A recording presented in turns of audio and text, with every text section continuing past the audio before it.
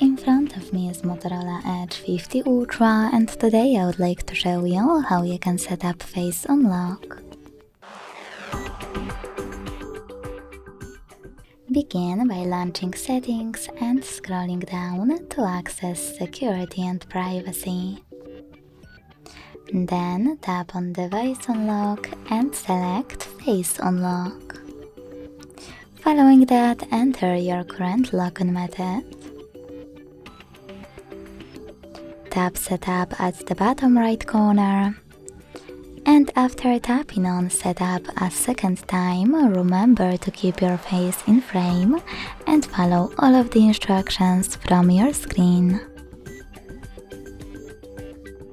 Then manage those two options however you want to, and when you finished, hit Next.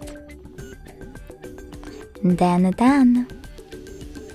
So now when I go back, turn off my screen and switch it back on,